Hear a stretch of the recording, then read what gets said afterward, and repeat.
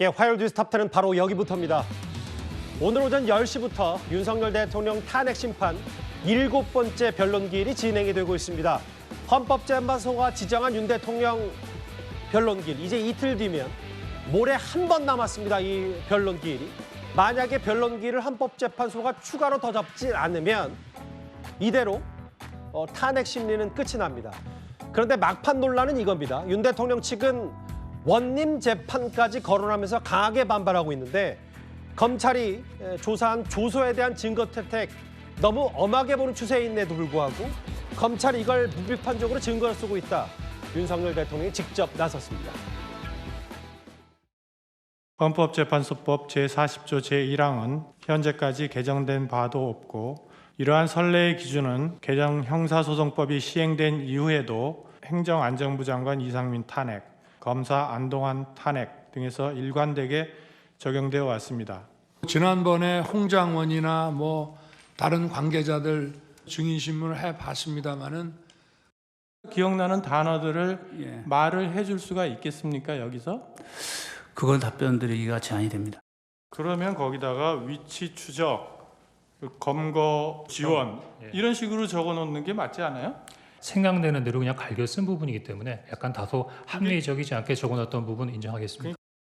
그들의 그 조서에 기재되어 있는 내용하고 우리가 실제로 여기서 증언을 들은 거하고 너무나 거리가 많이 벌어진 것을 많은 사람들이 아마 느꼈을 것으로 생각하고 그런 점을 잘 좀 살펴주십사 부탁드리겠습니다. 네.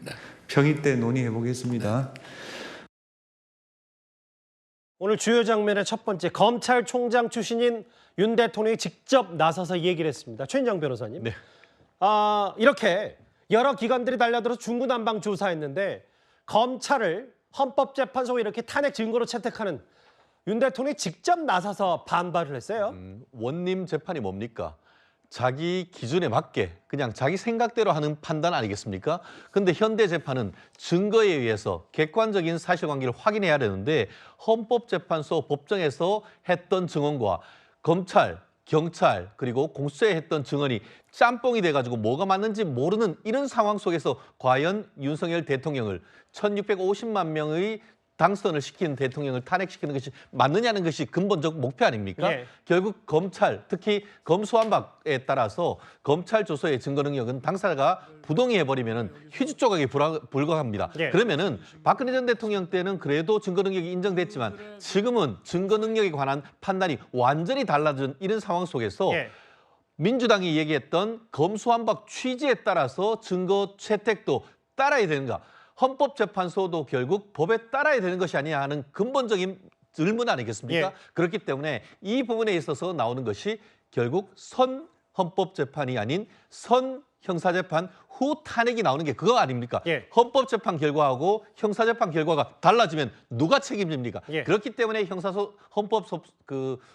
재판소법 51조에 의해서 동일한 사유로 탄핵 절차와 형사 절차가 진행될 때는 예. 형사 절차가 결과가 날 때까지 탄핵 절차를 정지할 수 있다는 것은 바로 그 정신인 것이고 그렇기 때문에 이 부분에 있어서 지나치게 빠르게 탄핵 절차를 진행한다는 것에 대해서 불만을 터뜨리는 것은 너무나 합당한 어떻게 보면 문제 제기라고 봅니다. 그러니까 최 변호사 말씀 중에 하나 더요. 그러니까 최근에 개정된 형사소송법은 증거 채택하는 것들이 상당히 엄격하게 보고 있는데 그 헌법재판소, 지금 사법부의 최후의 보루인 헌법재판소가 그 증거를 추수하는 널리 너무 쉽게 채택하고 있다. 이게 윤 대통령의 주장인 겁니까? 그렇습니다. 결국 그 민주당이 검찰을 악마화하면서 검사 조사하는 걸 어떻게 믿느냐.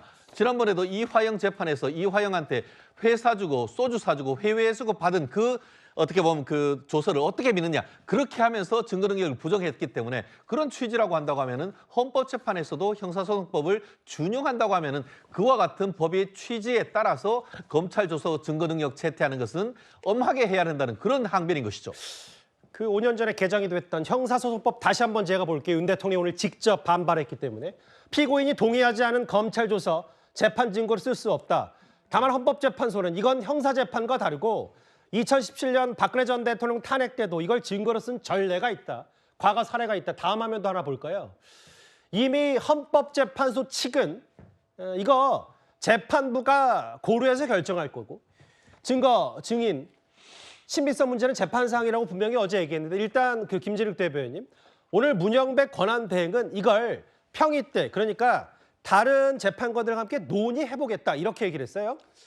지금 윤석열 대통령이 직접 나서서 우리 헌법재판소의 권능, 권위 이런 부분들을 마치 과거의 원림재판처럼 비유한 부분에 대해서는 매우 유감스럽게 생각합니다. 증인들이 그 수사기관에서 본인들이 변호인과 동행해서 작성되어 있는 조서를 이렇게 헌법재판소의 재판정에서 부인했을 때 그러면 이 모든 것들을 다 무죄로 생각해야 되느냐? 그렇지 않죠.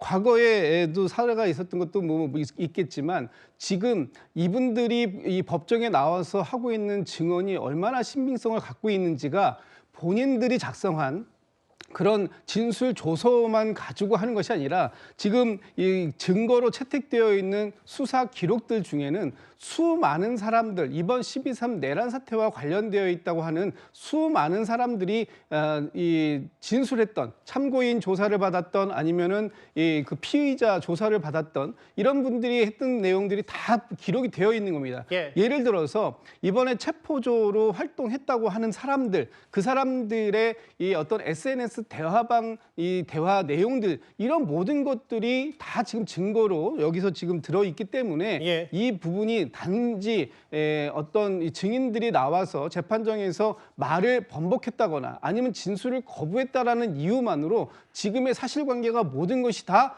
거짓이다 이렇게 그 판단할 수는 없다. 그래서 이 그 재판관들이 지금 이 부분에 대해서는 평의해서 논의해 보겠다라고 하시는데 저는 뭐 이 논의를 한들 이 지금의 이 어떤 수사 기록들이 증거로 채택된 것이 무효화될 가능성은 거의 없다고 봅니다. 첫 번째 문제 제기 왜 검찰의 조사를 탄핵의 증거로 채택하냐 이 부분 또 하나 있어요. 지난번 홍장원 전 국정원 1차장이 탄핵 심판 증인으로 나왔을 때 정영식 주심 재판관이 묻거든요. 검거 지원 요청에는 검거 요청으로 썼다. 왜 그렇게 썼냐? 다소 합리적이지 않게 적은 거 인정한다. 메모 왜 작성해놨냐? 상황 기억하라고 작성했다. 여인영정 방첩사랑 관련. 뭐 윤 대통령 측에서는 이거 진술이 오염됐다고 하는데 이현정 의원님. 윤 대통령 얘기는 한 수사기관이 딱 조사를 일관되게 한 게 아니라 뭐 검찰, 군검찰, 공수처, 경찰 중구난방 조사했기 때문에 혼재돼 있는데 이걸 너무 섣불리 헌법재판소가 받아들이고 있다 이 얘기를 하는 것 같아요. 그렇죠. 왜냐하면 이 수사가 초기에 사실은 수사의 주체가 불명확했기 때문에 검찰 특수본과 또 이 경찰 국수본 또 공수처 군검찰 뭐 하다가 사실은 경찰하고 군검찰하고 또 공처가 또 합조하고 이런 방식으로 수사를 굉장히 중구난방하다 보니까 이 진술의 어떤 정확성 그리고 진술이라는 게요. 사실은 어떤 이 차이가 있으면 거듭거듭 물어가지고 진술의 어떤 신빙성을 높여야 되는 것인데 왜 헌법재판을 이렇게 생중계로 보게 하겠습니까? 이건 뭐냐면 헌법재판이 물론 이제 일반 사법적 재판과는 달리 징계성 성격을 갖고 있긴 하지만 전 국민이 보고 아까도 얘기했지만 1,600만 명이 넘는 국민이 뽑은 대통령을 이거를 만약에 탄핵을 할 경우에 국민들도 그렇다라고 수용할 수 있게끔 하기 위해서 이렇게 지금 중계를 하는 거거든요. 뭐 일말의 오해가 여지 없어야 되니까요. 자, 그런데 문제는 이제 홍장원 전 국정원 1차장이 지난번 증언에서 했던 그 결정적인 어떤 메모, 거기는 체포자 명단이 있습니다. 그게 사실은 이제 이번 사태를 어떤 결정적으로 키웠던 중요한 근거가 됐는데 본인이 나와서 뭐라고 이야기했냐면 처음에 본인이 메모한 것을 자신의 보좌관을 시켜서 다시 정서를 하겠다. 그리고 거기다가 본인이 추가로 메모를 했다는 거 아니겠습니까? 그렇죠. 그렇다면 지난번 이 신문 때 나온 이야기가 이 윤 대통령 측 변호인이 보좌관이 그거 한 사람이 없다는데 이야기를 하니까 나 보좌관이 3명이다라는 이야기를 했죠. 자, 그렇다면 정확히 그러면 그 원래의 메모는 본인이 없앴다고 그랬습니다. 그러면 정확히 그 보좌관이 그러면 정서를 했다는 증언이 있는지 우리 국민들 잘 몰라요. 그렇죠. 자, 그 부분에 대한 일단 사실 확정. 두 번째는 이 국정원이 체포할 수 있는 인력과 또 위치 추적할 수 있는 장비가 제가 알기로는 없는 걸로 알고 있습니다. 근데 모르겠습니다. 국정원이 현재까지도 이거를 비합법적으로 가지고 있는지는 모르겠어요. 왜냐하면 국정원이 국내 파트에 수사권이 없어지면서 위치 추적이라든지 그다음에 체포할 수 있는 인력이 없는 걸로 알고 있지만 또 모르겠습니다. 국정원이 모르게 또 갖고 있는지도 모르겠는데 이제 그 부분에 대한 어떤 사실 확정이 좀 필요하거든요. 그러면 그 부분에 대해서 하기 위해서는 그러면 국정원 다른 관계자의 어떤 증언이나 보좌관의 증언이나 이런 것들이 좀 추가적으로 진행이 된다 그러면 국민들이 홍장원 전 차장의 어떤 증언이 상당히 신빙성이 있구나라는 걸 확인할 수 있지 않겠어요? 근데 문제는 홍장원 전 차장의 증언만을 증거로 채택하니까 윤대도 측에는 당연히 반발할 수밖에 없죠. 그런 측면이 있다 그러면 저는 헌재 측에서도 사실관계에 대한 좀 더 정확한 어떤 검증, 저는 그게 이루어진 다음에 판단은 늦지 않다. 그렇다면 추가적인 어떤 신문을 더 하든지 해서 관련자들을 좀 보좌관을 소환한다든지 증인을 채택을 해서 더 확인해 보면 저는 뭐 이 부분에 대해서 국민들도 더 수긍하지 않으실까 그런 생각이 듭니다. 그러니까 이게 대통령이 오늘 직접 나서서 얘기한 것 중에 왜 이렇게 공소장에, 그러니까 정확히는 검찰 조사 내용과 헌재 증인으로 나선 계엄 사태 핵심 당사자의 말이 180도 다른데 이거 어쩌 보면 다 이쪽으면 몰아주는 게, 이걸 다 고지고대로 믿어주는 게 헌법재판소가 대통령을 파면하기 위한 심증을 갖고 있는 거 아니냐. 이게 윤 대통령 측의 주장인 것 같거든요. 그러니까 헌법재판소는요, 종합적 그림을 가지고 기본적인 전제 위에서 하나하나 판단에 들어가야 됩니다. 지엽적인 부분으로 오히려 공격하고 있는 건 윤석열 대통령이에요. 지금 홍장원 전 차장이 쪽지에서 제대로 된 메모를 그 급박한 시간에 제대로 된 필기를 하지 못했다고 해서 그것이 오염된 이 진술이다, 혹은 그거 가지고 증거를 삼을 수 있냐라고 물어보는데, 사실은요, 이게 지금 태정태세 문단세 그 조선 왕조 이름 외우는 것도 아니고 즉석에서 방첩사령관이 불러준 그 이름을 즉석에서 적다가 나중에 기억을 더듬어서 했다는 거 아닙니까? 저는 그 기억을 다시 더듬어서 14명의 임무를 완성시켰다는 것도 대단하지만 실제 그 증거물에서 끝나는 것이 아니고요. 방첩사령관 바로 그 부하 직원이 써놨던 이 이름들하고 일치한다는 거 아닙니까? 결국에는 검찰에서 그 부분도 복수로 나왔기 때문에 저는 헌재에서 이것을 타당하게 받아들일 수밖에 없다, 이렇게 봅니다. 그런 부분에서 볼 때 결국에는 헌재는 지금 상황에서 윤석열 대통령이 얘기하고 있는 것은 지엽적이라고 제가 말씀드리는 것은 결국 포고령이 제대로 된 헌법에 위배되지 않느냐, 계엄령 자체가 실제 비상사태로 준하는 어떤 해석을 할 수 있느냐, 이런 여부, 헌법을 위배했느냐 여부를 따지는 것이기 때문에 그것을 뒷받침하는 수많은 증거 중에 하나 정도를 가지고 지엽적으로 물그늘어지는 것은 오히려 전략상 좋지 않다, 이렇게 봅니다. 뭐 다만 이제 여권에서는 이 탄핵 심판, 탄핵 소추안의 단초가 됐던 게 바로 저 홍장원 제1차장의 메모였고, 그 메모가 오염됐다면 탄핵 전반적인 문제가 있는 거 아니냐. 그리고 아예 대통령은 직접 나서서 검찰의 피의자 신문 조서까지 문제를 삼았습니다. 그런데 윤 대통령 측이 하나 더 헌법재판소에 대해서 반발한 게 있습니다. 오늘 있었던 7차 변론기일 화면 바로 준비했습니다. 준비 서면 요지를 진술하기로 했습니다. 우선 청구인 측 10분 해주십시오. 안녕하십니까. 청구인 측 대리인 김진환 변호사입니다. 비상계엄 선포 행위의 위헌성 쟁점, 피청구인 측 주장에 대한 답변을. 청구인이 시간을 조금 초과했기 때문에 피청구인에게도 똑같은 기준을 적용하겠습니다. 피청구인 변론하십시오. 청구인이 주장하는 피청구인의 위헌적 행위에 대해서 차례로 말씀드리겠습니다. 남은 시간 한 1분 50초만 한번 물어도 되겠습니까? 그거는 대리인한테 좀 전달해서 대리인이 좀 물었으면 좋겠습니다. 예. 모르겠어요. 헌법재판소도 뭐 무한정 다 모든 증인들과 대통령 측의 발언을 다 들어줄 수 없다는 부분도 있겠지만 증인 한 명당 90분으로 제한하고 저렇게 시간을 엄격히 지키는 거에 대해서도 윤 대통령 측 반발이 많은 모양입니다. 무슨 바둑둡니까? 바둑으로 초치기 합니까? 제가 20년 넘게 변호사로서 재판을 하고 있습니다만 증인신문함에 있어서 초치기 시계에 갖다 놓고 하는 거 처음 봤습니다. 우리가 얘기하는 데 있어서 초치기는 초를 재놓고 한다는 것도 있지만 사실 재뿌린다 하듯이 망친다는 그런 의미도 있습니다. 초친다는 그런 의미도 있는데 제가 봤을 때는 헌법재판 지금 그 재판소장 권한 대행께서 이 탄핵 절차에 초를 치는 것이 아닌가 하는 그런 생각이 들지 않을 수 없는데요.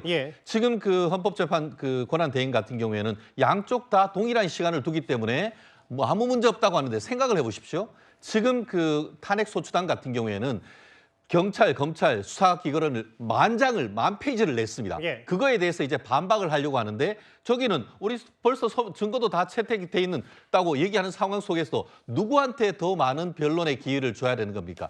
결국 같은 시간으로 형식적으로 15분, 15분, 30분, 30분 할 것이 아니고 예. 실질적으로 반박을 할 수 있는 시간을 줘야 되는 것이죠. 그래야 그것이 실질적인 어떻게 보면은 그 반박을 할 수 있는 방어권 보장이 되는 것이죠. 저런 식으로 하면 누가 그 뒤에 어떻게 보면 그 납득을 할 수 있겠습니까? 형사 사건은 1심, 2심, 3심 안 되면 헌법재판까지 가겠다라고 하는지만 이거는 그냥 단심으로 끝나는 것 아니겠습니까? 예. 그렇다고 하면은 공정하게 진행하는 것도 중요하지만 공정하게 보이는 것도 중요합니다. 말씀드린 것처럼 10,000페이지 그냥 다 증거 능력 다 인정해오고 거기에 대해서 반박하겠다고 하는데 반박하는 것은 소추단하고 똑같은 시간으로 초치기해서 한다고 하면은 그건 누가 받아들일 수 있습니까? 만약에 지금 그 문영배 헌법재판관이 어떤 재판을 받는데 이런 식으로 진행한다고 하면은 본인이 그거 납득할 수 있겠습니까? 그렇게 역지사지해본다고 한다고 하면은 현재 사정, 윤석열 대통령 측 대리인단이 얘기하는 항변이 얼마나 어떻게 뭐 합당한지는 충분히 미루어 짐작할 수가 있을 것 같습니다. 이런 부분일 거예요. 그러니까 윤 대통령 측은 계속해서 내자, 그러니까